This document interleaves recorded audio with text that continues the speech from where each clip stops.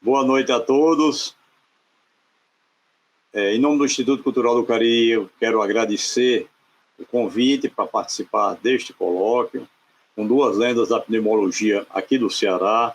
Eu fico muito feliz pelo convite e pela companhia.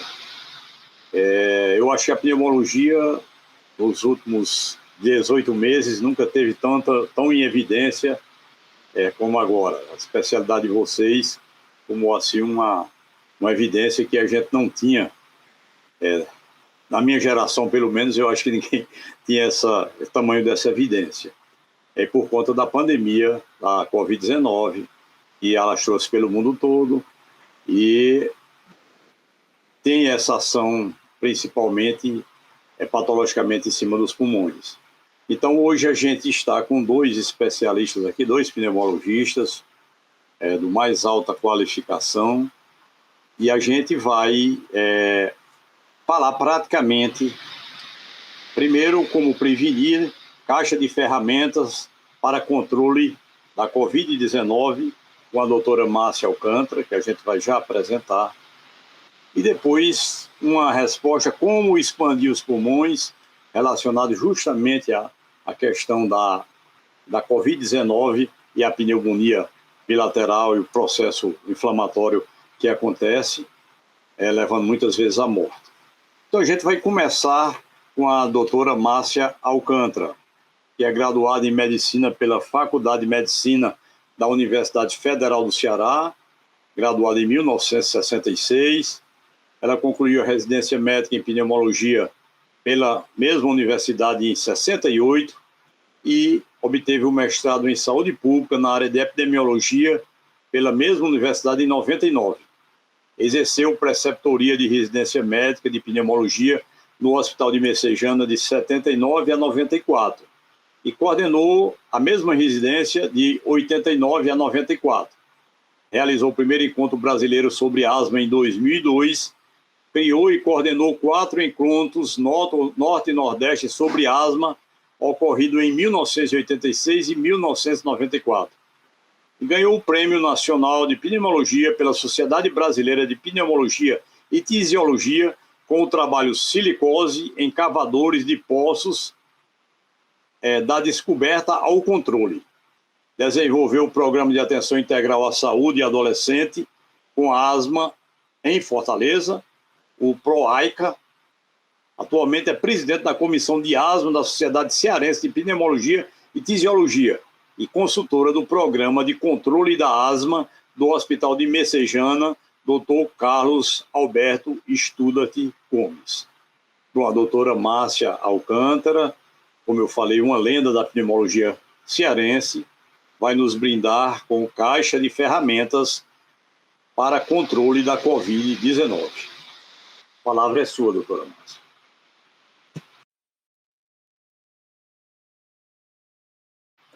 Doutora Márcia, está fechado seu microfone. Pronto. Boa tarde, boa noite a todos. É bom voltar, né? Boa noite a todos. Com muita satisfação que eu atendi ao convite da doutora Guimarães, com muita honra mesmo de participar desse evento, Festival Cérvulo Esmeraldo 91, que comemora a 91 anos do Cérvulo, que aconteceu em 2020, né? Estamos comemorando hoje, nesse evento, que vai apresentar as obras de Cérvulo, as peças ao ar livre, as públicas e ao ar livre, e também fazer uma interação entre arte, ciência e novos horizontes, numa perspectiva ampla para esse evento que existe. E eu fiquei sobremaneira entusiasmada de estar aqui presente hoje, porque sou uma adepta admiradora da obra de Cérvulo Esmeraldo há muito tempo, né? E foi interessante, eu fui tomada de uma alegria especial ao me organizar para essa apresentação hoje, quando eu imaginei que poderia estar junto de Cérvulo, ele, no salãozão dele, com a caixa de ferramentas dele, tirando de lá os instrumentos para criar retas, curvas, hipérboles, círculos, triângulos, retângulos, em que ele cruzava e descruzava caminhos interiores de nós todos. Cérvulo tem esse poder de fazer a gente entrar em nós mesmos e olhar para si, esses encontros e desencontros da vida no nosso inconsciente, e termina nos projetando para o exterior. Começa interiorizando essa percepção e leva-nos ao exterior, a horizontes, às vezes, infindos, colocando-nos no inconsciente coletivo amplamente. Então, Cérvulo é uma representação da vida. E Nietzsche teria morrido de alegre se tivesse conhecido Cérvulo, para afirmar ainda mais que a arte é que dá força à vida. Então, não podia deixar de prestar essa homenagem antes de falar da nossa caixa, que não é a caixa de Cérvulo. A nossa é metafórica. É para chamar a atenção de que é possível você carregar, cada qual carregar consigo, a possibilidade do controle da Covid-19. Controle, sim. E hoje eu estou também mais animada ainda, porque li um trabalho científico publicado no British Medical Journal, a área global da saúde, ou seja, a promoção da saúde, trabalhos realizados para a promoção da saúde, em que 5 cientistas de várias partes do mundo lançaram um desafio, quase um desafio, mas também uma afirmativa de que a Covid-19 pode ser completamente erradicada. E creiam, a caixa de ferramentas é peso pesado no controle absoluto da Covid-19 na voz desses pesquisadores. 5 pesquisadores. Então, a animação toma conta de mim nessa hora. E vejo que divulgar esse assunto, mesmo metaforicamente, aliás, metaforicamente é que é bom, porque dá um certo grau de atenção quando a gente diz caixa de ferramentas que controla a Covid. É sim, é isso mesmo que eu quero dizer. E você pode carregar sua caixa para onde você quiser. Isso também facilita a memória da gente de captar a importância das medidas de prevenção e controle da Covid-19. Então, eu vou abrir a caixa. Hoje eu vou aqui com a Dodora e com o Cérvulo, né, na mente, no meu pensamento, eu vou abrir a caixa para os que compõem esse encontro, os que estão presentes nesse encontro, e para que aproveitem a oportunidade de tê-la na mão a partir de agora e usá-la sempre que precisar. Então, vou abrir, vou tirar a primeira ferramenta. A primeira ferramenta que foi muito questionada no começo de tudo foi a máscara. Usa máscara, não usa máscara. Aqui é. Essa é uma máscara produzida pela indústria. É uma máscara que vem completa, é uma N95, e ela tem 3 camadas, tem um fixador de nariz e um elástico que abarca a cabeça. Muito bem. Essa é a máscara de referência número 1 e que não permite a contaminação da pessoa e nem que essa transmita, porque protege, segundo nosso Eurico, que é infectologista, né, Eurico Arruda, ela protege talvez 90% contra a chegada de vírus na nossa respiração ou a disseminação do vírus para outros. Isso posto, o que a gente vai conseguir passar, transmitir, é que a máscara é uma proteção contra pegar a doença ou transmitir a doença. Porém, vamos nos lembrar do vírus. Esse vírus é uma partícula muito pequenininha, digamos, nanomicra. Então, ela só pode ser transportada se tiver algum veículo transportador. E esse veículo são as gotículas, agora sim que eu estou falando, que saem da nossa boca, nariz, e ganham o espaço e percorrem esse espaço numa distância de 1,5 metro para alcançar o outro. A partir daí ele ou cai por gravidade ou evapora e fica no ar por alguns segundos, digamos assim. Então, você garante que esse vírus não vai entrar porque ele vem nas gotículas e nem vai sair porque está nas gotículas. A máscara é, então, o escudo maior da transmissão do vírus da Covid-19. Veja bem, essa máscara que está aqui, ela pode ser também feita em casa. Aqui tem outra máscara. Mas é bom que se diga que esse vírus não fica no ar, ele não cai no chão, nem fica, ele pode até ir até o chão, mas ele não vive. Ele não está sobre as mesas, nem nas sacolas de supermercado, nem nos objetos comprados do supermercado. Ele está na nossa pessoa.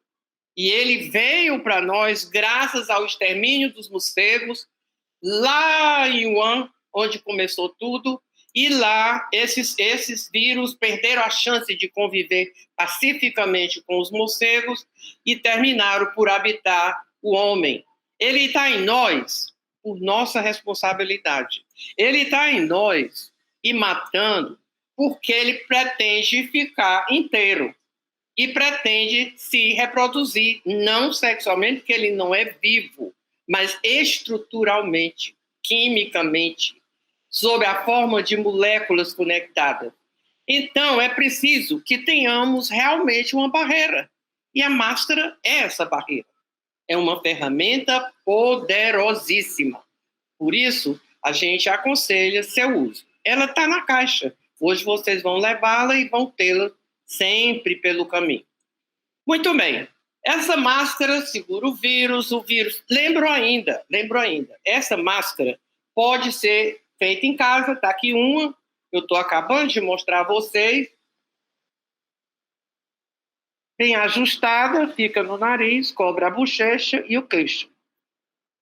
Quando ela for tirada, coloquem-na em um depósito que tenha água, 1 litro, 1 colher de chá de detergente neutro.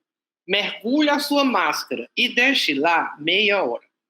Posteriormente, esfregue-a, meia hora depois, enxague em água corrente, esprema, estenda e use quando secar. Não terá vírus. O detergente desmonta o vírus. Então, vocês sabem que não é complicado você possuir a máscara, muito menos mantê-la, quando ela é feita artesanalmente, como essa que eu mostrei aqui. Pode ser também que ela seja produzida por empresas. São máscaras também que tem-se que olhar se são triplas, porque só a tripla película segura a gotícula de fluido. Se só um paninho, usam muitos rapazes, o lenço, não funciona. Não funciona.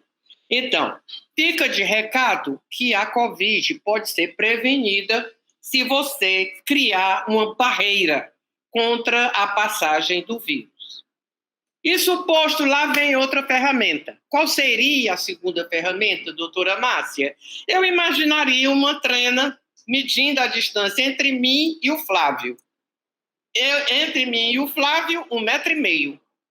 Eu com a máscara, Flávio com a máscara, 1,5 metro de distância. Duvido que chegue algum vírus dele para mim ou de mim para ele. Então, isso é importante que a gente tenha em mente, que o distanciamento social funciona. Talvez, segundo ainda o Eurico Arruda, ele proteja 45% dos contágios com o vírus, através do vírus.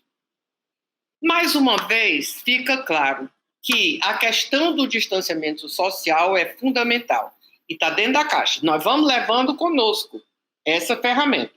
A terceira ferramenta, que eu acho importantíssima, é o nosso álcool gel.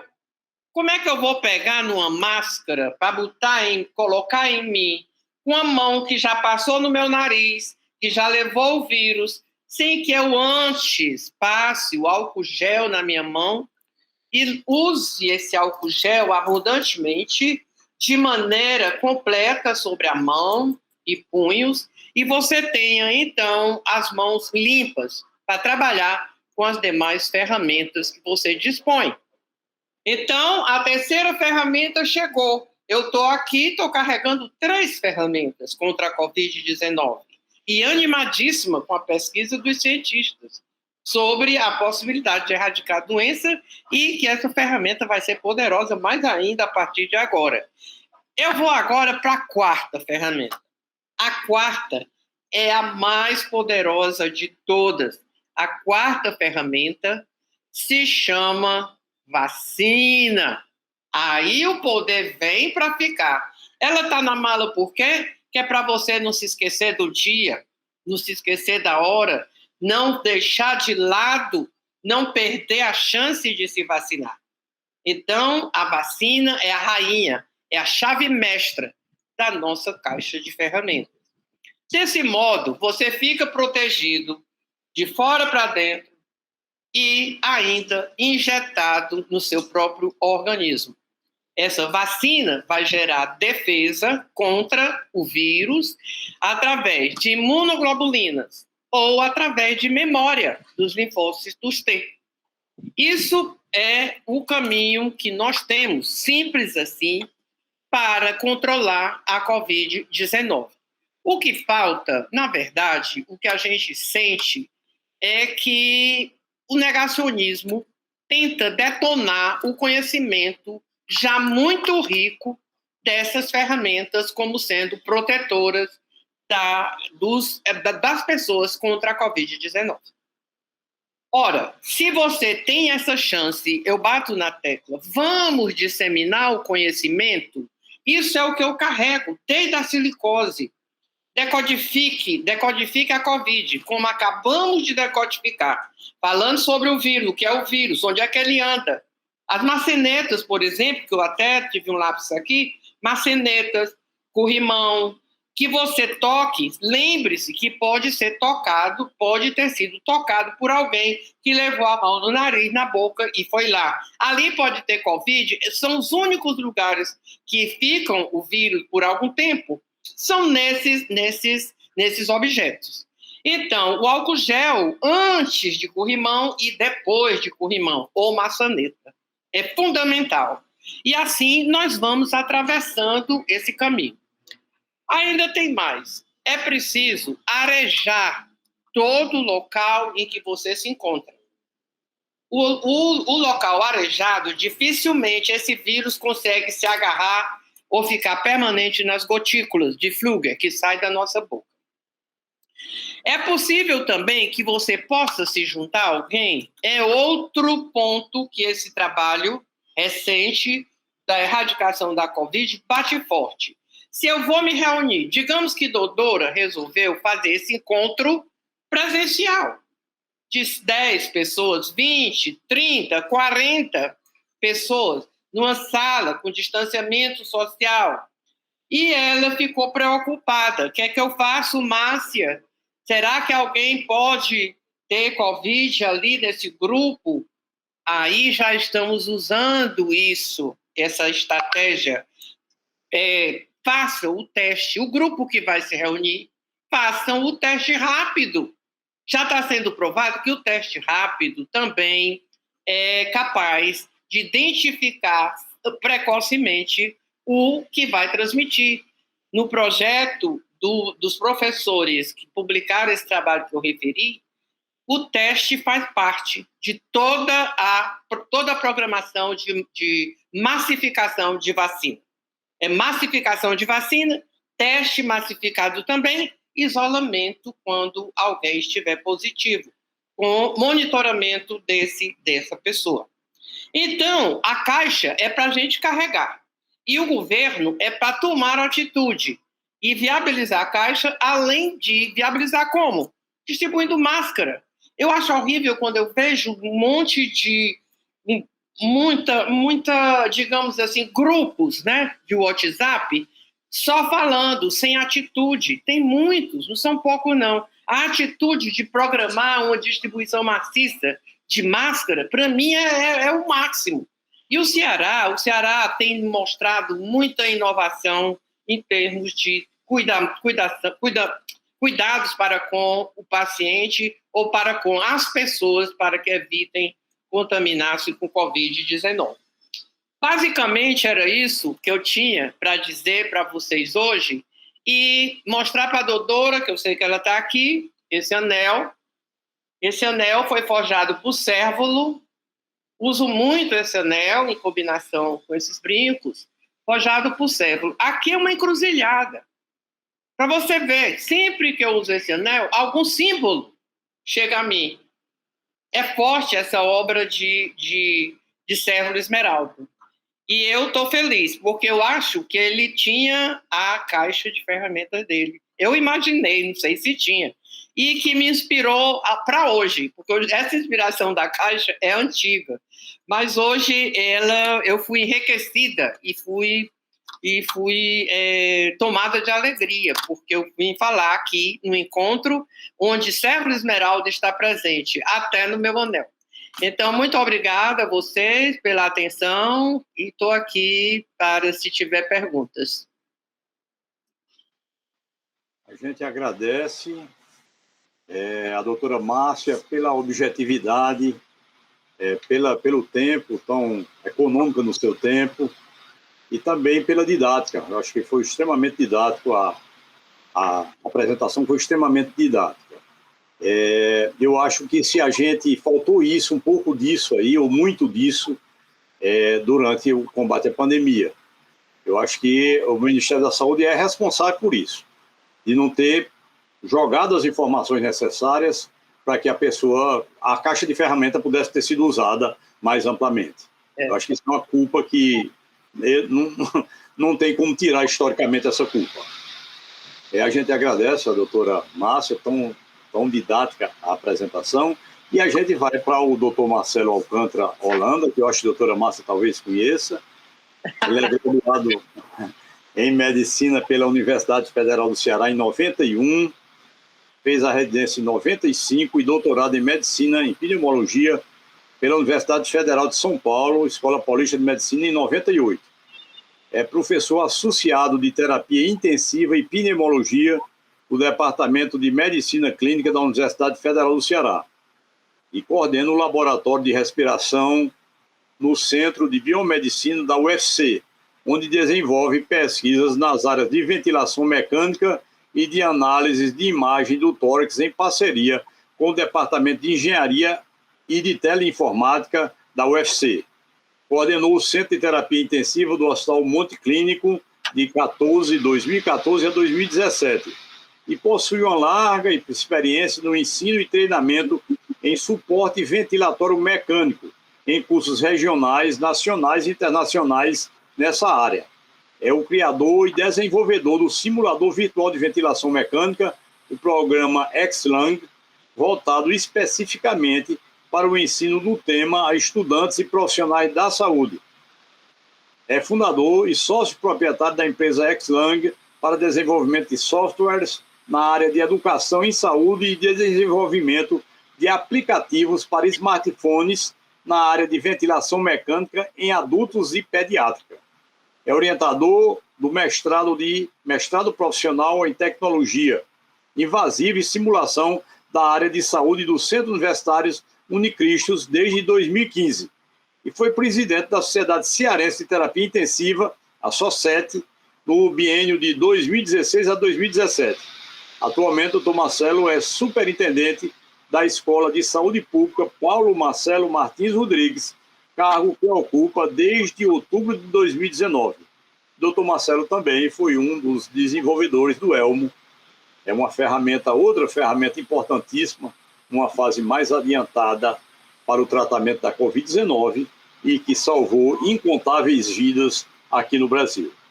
Então, passamos a palavra ao Dr. Marcelo, que vai falar sobre como expandir os pulmões, principalmente na Covid-19. Então, com a palavra, Dr. Marcelo. Muito obrigado, José Flávio, agradecer o convite da doutora Guimarães. Sinto extremamente honrado em estar aqui hoje com vocês. Muito boa noite. Sei que essa transmissão é noturna dessa live.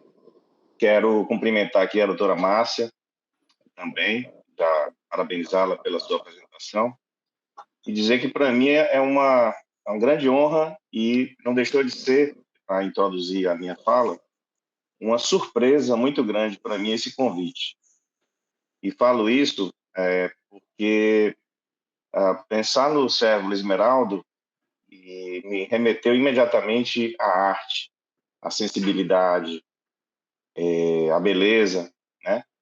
E aspectos que parecem tão distantes assim de uma vida dedicada, por exemplo, a respiradores mecânicos, terapia intensiva e elementos ligados ao máximo da racionalidade empregada para resolver problemas complicados, muito mais do que complexos, complicados.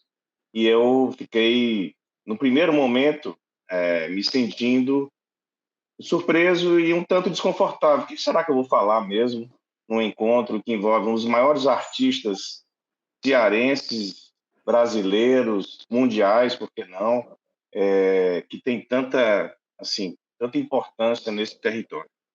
Então, isso me obrigou necessariamente a rever um pouco da obra do Cérvulo através da internet e me deparei com um vídeo maravilhoso que é Cérvulo Esmeralda e Espaço Infinito, qual a doutora apresenta várias falas importantes, tem falas também do próprio Cérvulo, e alguma coisa me levou a pensar na palavra polimatia, ou do polímata, quer dizer, aquela pessoa cujo melhor exemplo é o Leonardo da Vinci, para trazer um exemplo extremamente forte, em que os vários aspectos do conhecimento são acessíveis a esse indivíduo.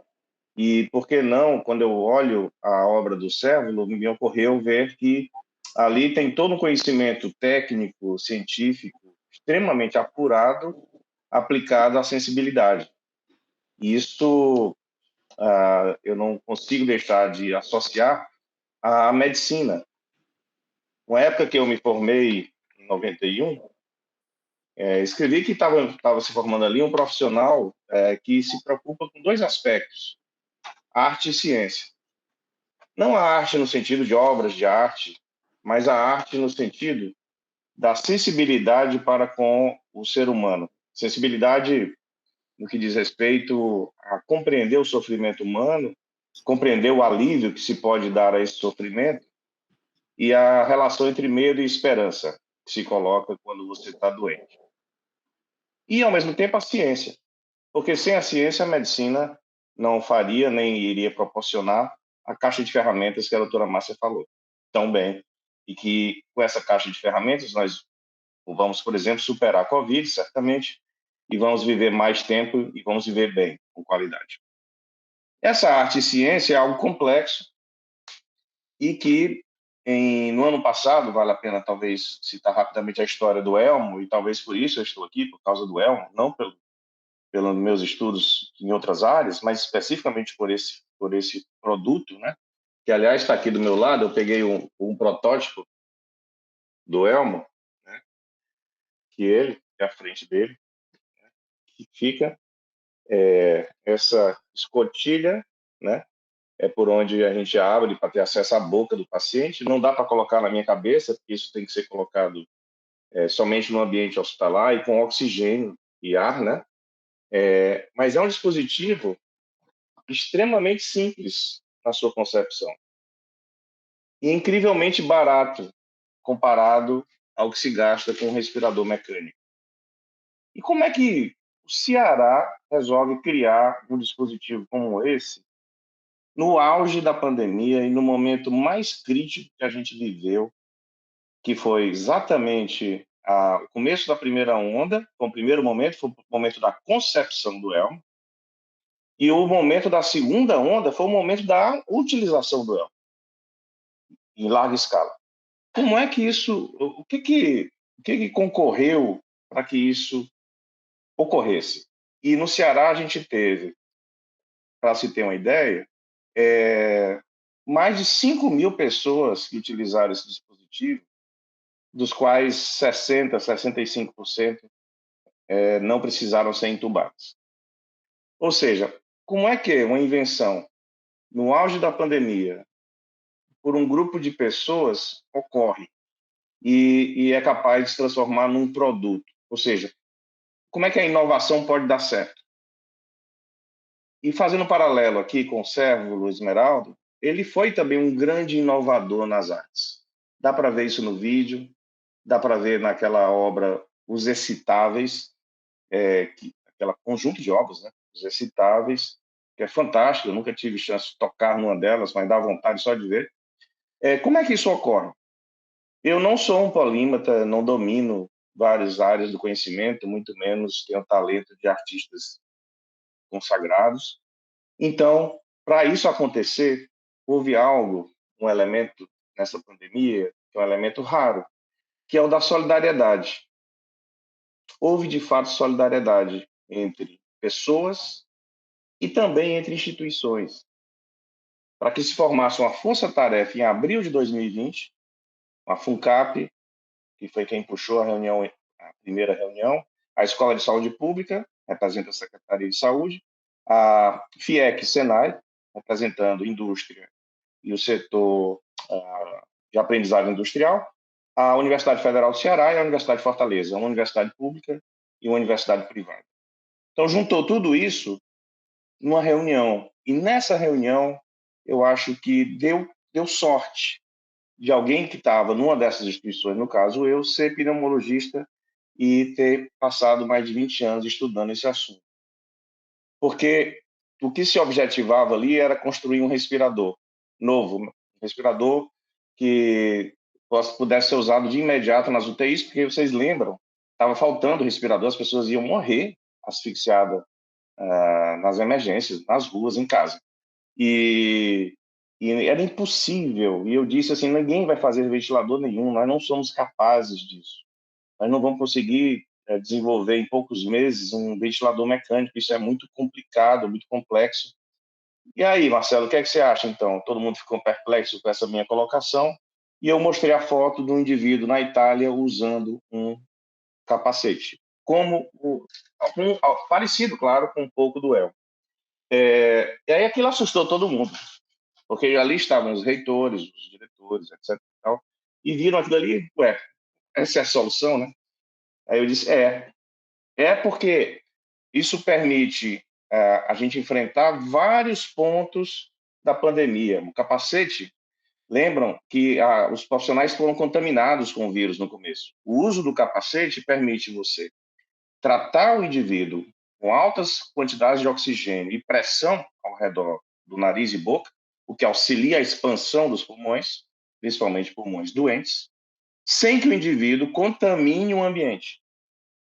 Então, o resultado disso é que eu consigo colocar o elmo, trato do indivíduo, fico à beira do leito, como médico, como fisioterapeuta, enfermeiro, e ele não contamina ninguém. Ele pode tossir, espirrar, falar, e não vai contaminar ninguém. Então, esse era um ponto. Segundo ponto, a gente fez um dispositivo concebido para o uso na guerra. O que é o uso na guerra? O uso fora da UTI. Então, vocês lembram que não tinha leito de UTI. Então, esse dispositivo permite ser usado fora da UTI. Terceiro, ele não usa respirador. Ora, se o problema é falta de respirador, se ele precisar de um respirador para ser a fonte de gás, não tem sentido. Ele não usa respirador, né? E aí foi essa a ideia. E realmente a ideia era a única coisa que nós tínhamos. E se construiu num tempo recorde, com esforço, como eu digo, solidário, de diferentes pessoas, de diferentes expertises, como se transformasse num polímata, né? Quer dizer, o polímata que surgiu, na verdade, era um colegiado de pessoas, eu chamei de força-tarefa do Elmo, para conseguir desenvolver esse equipamento. E aí, mais de 20 pessoas de cara começaram a trabalhar nisso. Eu era o único médico no começo, mais fisioterapeutas, mais engenheiros industriais, mais pessoal de desenho industrial, engenheiros de informática, pessoal da engenharia da UFC, e por aí vai, né, várias áreas trabalhando junto.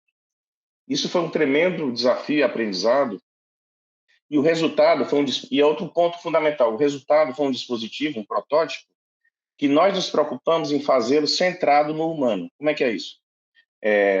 Todo e qualquer protótipo, desde o primeiro, a gente focou na experiência do paciente. Como é que o paciente se sentiria usando esse elmo? Porque uma das coisas interessantes, sabe, Flávio, Márcio, é que uma das características dessa doença, Covid, é o medo, é o pânico, é a ansiedade. E, incrível que pareça, o pânico, a ansiedade, elas maltratam os pulmões, porque geram um esforço muito grande para respirar, e isso traumatiza o pulmão. Isso não estou falando aqui teórico, não, isso está provado. O excesso de esforço no pulmão inflamado machuca as células pulmonares. E numa crise de ansiedade, de pânico, você traumatiza os pulmões. Eu imaginava assim, se você colocar um capacete e isso der mais ansiedade que alívio, isso pode piorar a evolução do paciente, em vez de tranquilizá-lo e deixá-lo confortável. Então, a gente foi testando sempre, protótipo a protótipo, mais de 9 protótipos, até chegar no modelo que eu me lembro que foi o último teste, eu sou claustrofóbico, e eu usei o elmo e imaginei, se eu conseguir usar aqui, deitar, andar, me virar com ele, olhar no celular, conversar, durante 1h30, qualquer pessoa usa. E eu fiz isso. E aí, quando isso aconteceu, eu disse, estamos prontos para testar no primeiro paciente. E nós fomos para a guerra, fomos para o Hospital Leonardo da Vinci, olha a coincidência, polímata. Polímata número 1. E lá dentro, o primeiro paciente deu certo, melhorou, o segundo paciente também, no sentido de melhorar a oxigenação, melhorar a respiração. E ao final de 10 pacientes, a gente chegou à conclusão que isso merecia ser produzido, distribuído, comercializado pelo Brasil todo. Resumindo a história.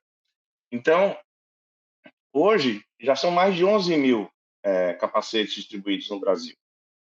E ele está no protocolo do Estado do Ceará. Ele não está no protocolo do Ministério da Saúde. Não me pergunte por quê. Tem que perguntar ao ministro da Saúde e aos entendidos dos protocolos nacionais.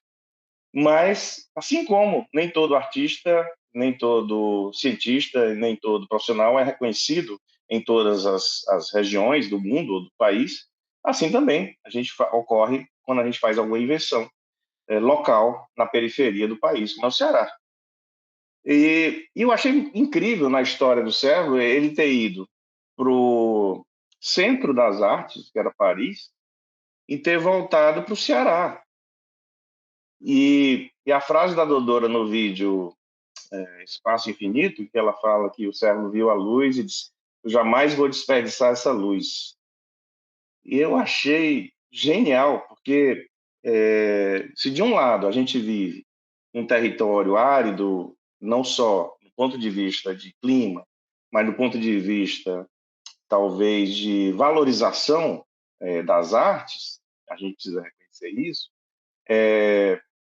Por outro lado, a gente é muito inventivo e a gente tem um apego a essa região, a nossa região, nossa cidade, no caso o Crato do Cérebro, né? Tem um apego que não se explica, a não ser pela afetividade, né? Pelo afeto que a gente carrega o resto da vida do local que a gente nasce, né? Eu imagino assim. E o elmo é uma invenção cearense, não tem jeito, ela é cearense. E olha, outros capacetes surgiram no Brasil, surgiu um em Curitiba, surgiu um em São Paulo. Agora nós estamos comparando os 3 capacetes que surgiram no Brasil, não existia nenhum até então, isso é bacana, mostra que, né, a medicina se inventa toda hora. E o capacete maior não é o cearense, apesar da cabeça do cearense. Os outros capacetes são maiores. E eu digo por quê? Porque nós desenhamos um capacete baseado muito na experiência do ser humano. E quanto menor era, melhor, mais confortável ficava para quem estava usando, menos oxigênio consumia, menos fluxo de ar para gastar oxigênio nas enfermarias, nas emergências, e por isso saiu um produto diferenciado, que é o nosso elmo aqui no Ceará. E que vai ser aperfeiçoado, espero, né, que seja, E eu agradeço demais a oportunidade de falar essa história aqui para vocês e dizer novamente a minha gratidão pelo convite, que é uma experiência muito boa estar aqui com vocês. Então, muito obrigado. A gente agradece ao doutor Marcelo também pela objetividade e pelas palavras relacionadas à Serra Esmeralda e aqui ao Crato. Eu estou aqui no Crato e estou tão feliz em ouvir. Eu sei que ele está aqui perto também. E eu acho que assim, a colocação também de Marcelo, no sentido de colocar ciência e arte, como se fosse o verso e o anverso de uma mesma moeda, né? Talvez a única moeda existente. É uma coisa muito interessante isso também. E a gente sabe que essas duas, ciência e arte, estão pertinho e que elas abrem janelas. E talvez por isso sejam tão perseguidas as pessoas que gostam do fechamento e da ortodoxia. Então, está uma explicação muito clara por conta disso, né? É impossível você fechar arte, por exemplo, fechar arte e cérebro, como é que fecha?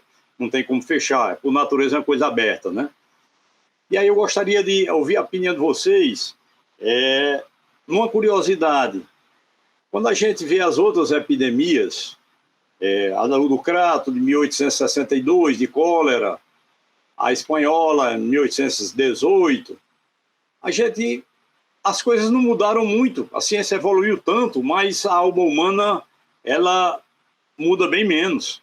A gente vê o uso da cloroquina, por exemplo, na de 1862, sendo prescrito pelo doutor Antônio Manuel de Medeiros aqui no Crato, que era aí de Aracati. Em 1800 a 1918 também, prescrita a quina para o tratamento da gripe espanhola, né? E a gente, quando vê a história, é a mesma coisa, o negacionismo, o uso político da pandemia, não nesse sentido agora, que eu acho que foi pior, porque se usava no outro sentido, de se combater a pandemia para se auferir lucros políticos, e agora é o contrário, né? A pessoa dissemina a morte, não sei para quê, mas é essa. E aí a minha pergunta é o seguinte, que eu gostaria de ouvir a opinião de você, de Márcia e de Marcelo. Marcelo, quando é que a gente vai conseguir resolver isso? Até assim, o que mais me impressionou agora foi a gente tinha os negacionismos, mas não era um negacionismo muito científico nas outras. A gente tinha assim muito negacionismo político, do político utilizar e tudo. Mas agora foi impressionante essa coisa do negacionismo político, principalmente com os de medicação que não tem validade nenhuma, inclusive preconizada por pessoas da mais alta categoria. Isso aqui, professores universitários e tudo. Então, essa pergunta que quando é que a gente sai disso? Quantas pandemias mais vamos ter para que a gente se livre disso? Posso começar para rodiziar aqui. A sua pergunta aí vale $1 trilhão, porque, sinceramente, não tenho resposta para ela, tanto quanto você me surpreendeu, está me surpreendendo muito negativamente, principalmente na minha categoria profissional, dos colegas defenderem, assim, contra, inclusive, o próprio ensinamento que a gente recebe, ou deveria receber no curso médico, de que é ciência, né? De como se aplica a ciência. E, para mim, é assustador. Eu que sou professor de medicina e convivo com alunos, assustador ver colegas defendendo tratamentos sem base nenhuma de científica. Acho, Flávio, totalmente intuitivo aqui, que esse é um desafio permanente. Acho que isso vai se repetir por muitos anos ainda, muitas décadas, talvez séculos. Espero que não. Espero que um dia a gente consiga formatar um modelo de educação e realmente não há democracia sem educação. Quer dizer, justamente, Flávio, Márcia, né, a questão da educação como a ferramenta mais adequada, no fundo, e é uma educação diferente, não seria uma educação... Porque a educação que nós temos hoje em dia, a educação tradicional nas escolas, ela, não sei, eu acho que ela precisa mudar de modelo. Inclusive um modelo que torne a questão da afetividade, da inteligência mais livre, da arte, inserir a arte na educação desde cedo, valores humanistas desde cedo, porque esses valores impedem, de certa maneira, que você faça mal ao outro ser humano, né? E a questão ética aí permear as profissões, permear também a parte de formação profissional, porque também é muito antiético o sujeito mentir, né? Então, assim, você levar a mentira adiante, você passar uma mentira, o que está acontecendo? Parece que você não foi educado, né? Então, é algo que me machuca muito, sofro muito com isso. Acho que a gente precisa justamente ser o contraponto, já que estamos falando aqui, por exemplo, isso aqui é um contraponto a exatamente isso, e o modelo de sociedade que a gente quer, para o presente e para o futuro, precisa mudar. Isso vai levar muito tempo, não vai ser agora, mas eu acho que qualquer tijolinho que nós colocarmos nessa resistência a esse movimento é muito importante, sabe? Eu penso assim. Marcelo, e uma coisa que a gente nota, eu que também acompanho os meninos, os residentes e os doutorandos, eu acho que vocês têm essa percepção também, é que as gerações anteriores, elas assim, tinham uma formação humanística muito maior. Então é interessante isso. Por exemplo, a anterior a mim tinha, e as anteriores, quando a gente vai olhar, elas têm uma formação muito maior. A gente começou a ser muito mais técnico, assim, no sentido, e aí esquecemos. A gente acha que é um técnico e a gente esqueceu que a medicina é uma arte. Não é só técnica, não é? E principalmente arte. Então, eu acho que e aí é tão importante a gente colocar a arte aqui. Pedro Nava dizia que que para o médico era tão importante ler, por exemplo, Balzac, como ler o livro de medicina interna. Então, eu acho que isso é uma coisa interessante, né? E, assim, a colocação, por exemplo, daqui da ciência, que vocês estão trazendo para dentro de um festival de arte, eu acho que é perfeitamente cabível nesse momento. Eu acho que, se a gente não faz essa formação, como você colocou, a gente não coloca claramente essa questão ética dentro da cabeça das pessoas, que é um processo todinho, a gente não está, até porque antigamente essa formação talvez fosse trazida mais pela religiosidade, não é assim? Então a gente tinha os 10 mandamentos, você fazer, não, mas são 10, você conseguiu, né? É um cúmulo vamos dizer assim, de resumo, né? Você já tinha ali, mas você tinha isso pelo menos. E essa geração também é cada vez menos espiritualizada. Eu não disse nem religiosa, mas espiritualizada ela é cada vez menos espiritualizada. A gente nota isso. Eu acho que esses são muitos fatores, mas eu percebo isso claramente. Eu não sei, eu queria ouvir vocês, como é que vocês percebem, aí vocês que acompanham residentes e doutorandos. Quer começar? Pode ir, Marcelo. Um outro fenômeno contemporâneo, Flávio e Márcia, é a questão da chamada superficialidade. Existe um livro chamado Shallow, né? O que a internet está fazendo com os nossos cérebros, em que a dopamina que a internet nos causa, nos smartphones, ela é muito poderosa no sentido de tornar-se um vício, né? E aí você não consegue aprofundar nem se concentrar em absolutamente mais nada. Isso não consegue ler um livro, por exemplo, quanto menos apreciar uma poesia, né? Quanto menos ter alguns minutos ou horas em frente a quadros de pintura ou escultura. Quer dizer, a questão da reflexão, que é uma questão obrigatória para qualquer amadurecimento humano e, diria, profissional também, desaparece. E isso é um fenômeno muito contemporâneo, porque não havia smartphone nem internet há poucos anos atrás. Acho que vai haver uma adaptação. Se a gente for otimista, numa visão otimista, vai haver uma adaptação e esses processos vão se transformar. Porque se de um lado a gente fica superficial, por outro lado a gente tem acesso a tudo. Então, ao me preparar para um debate como esse, pude ver e perceber muita coisa do cérebro, por exemplo, no meu smartphone, né? Pude ouvir pessoas falando sobre ele, artistas renomados do mundo inteiro. Quando antes isso seria possível? Então, tem um quê de adaptação. E é isso que eu sinto falta nas escolas. Eu não vejo essa maneira de aprender nova sendo discutida nas escolas, porque nós já temos acesso a isso. Nossos filhos, netos, etc., todos eles têm acesso a qualquer coisa, a qualquer pessoa na internet. Agora, que uso se faz disso? A gente fica zapeando ou passando rápido ali na telinha, coisas que são, muitas vezes, discurso de ódio, mentira, etc. Isso vira um alimento muito ruim da mente, né? E a pessoa depois não consegue fazer mais nada, não consegue se concentrar, não consegue evoluir. Eu acho que isso é um ponto. Mas vamos ser otimistas, vai lá, que a gente vai se adaptar, e aí estamos aqui num festival online tão bacana como esse, e que esse esteja valorizado e divulgado. Eu acho que é por aí. Isso mesmo. Bem, a doutora Márcia quer fazer suas considerações finais, tem um pouquinho de tempo aí, ó. Tá certo. Olha, eu estou impressionada com esse evento que a doutora está organizando e o Lúcio Flávio está mediando aqui, porque isso, Marcelo, é inovação, sabia? Quando foi que a medicina foi participar de uma reunião artística pura, disseminando a arte, né? E a gente trouxe alguma coisa de arte. Você trouxe a arte do Elmo, que é uma arte. Eu trouxe a arte da caixa de ferramenta metafórica pelos caminhos que a gente busca na mente e viabilizar de maneira mais lúdica e mais fácil o acesso das pessoas, né?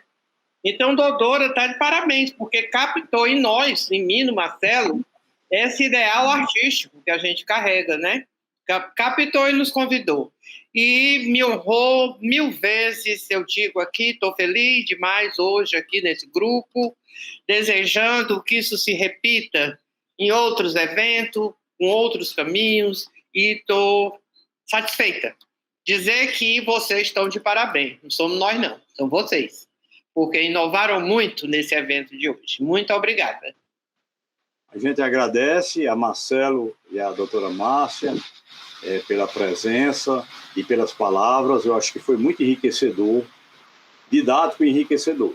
Eu acho que a gente tocou em pontos filosóficos muito importantes aí do caminhamento da nossa atividade, da nossa arte. Essa é a minha palavra. Nossa arte de fazer medicina. Então, boa noite para todos e obrigado. Até lá. Obrigado. O Cérvulo Esmeraldo, digo sempre que foi uma criança brincando, inventando, vendo o mundo como um laboratório e experimentando tudo que tinha à vista. O Cérvulo teve a sorte de nascer numa região muito bonita. Ele costumava dizer que quando ele saiu do Crato, ele saiu pronto para o mundo. Em São Paulo, em Paris, ele aprendeu técnicas, mas a linguagem ele trouxe do Crato.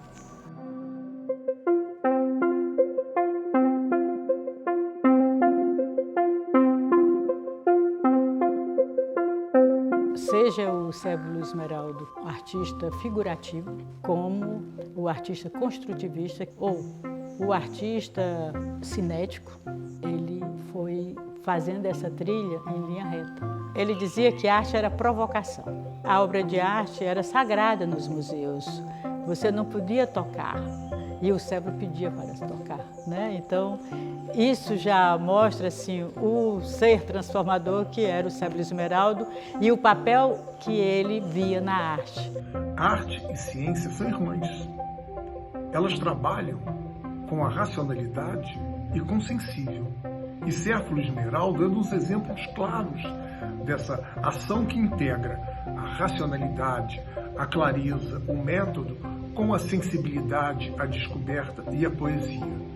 É, portanto, uma síntese perfeita entre arte e ciência. A arte é uma percepção do ser, do estar no mundo. É um convite para uma travessia, para você olhar, certo, coisas que não estão tão aparentemente ali estabelecidas. Por isso que eu acho que a obra dele é muito essa do movimento. Do movimento da paisagem, mas, sobretudo, é um movimento muito interno, de você se mover, né? Os anos do Cérvulo no Brasil, da volta da Europa, né, são anos dedicados à vida pública, à arte pública, que ele dizia que era arte para todos. Quando o Cérvulo, né, ele passa a desenvolver mais esse trabalho de uma arte pública, ele traz para a gente também uma reflexão do exercício do direito à cidade. Cérvulo, nesse aspecto, foi e sempre será o menino do Crato. O crato foi a grande paixão do Sérvio Luiz Esmeraldo. Era uma paixão trabalhada, que ele queria levar para o crato o que havia de melhor. Então o Festival Sérvio Luiz Esmeraldo nasceu desse desejo, dessa vontade do artista de colaborar com a sua região, tocando nela o que é mais necessário no seu entendimento, que era a contemporaneidade. Arte contemporânea é experimentação, é pesquisa, é criar paradoxos diante da vida. Mesmo ali no Cariri, que tem uma tradição, né, popular muito forte, né, mas ele faz essa conexão com a arte contemporânea. O principal objetivo do festival é a formação, tá? Nós temos esse compromisso. Ele é, sobretudo, um festival de formação de repertório. As pessoas que chegam a esse festival, elas vêm para uma experiência. O que se busca é exatamente isso, é criar condições para que essa experimentação possa florescer. E também tem intercâmbios, convida pessoas de vários lugares do Brasil e do mundo e da cena também da região. O festival apresentará uma exposição ao ar livre de reproduções fotográficas de obras icônicas do Sérvio Luiz Esmeraldo, esculturas públicas que estão em Fortaleza. Essa exposição será muito trabalhada didaticamente nas escolas e nas mídias digitais.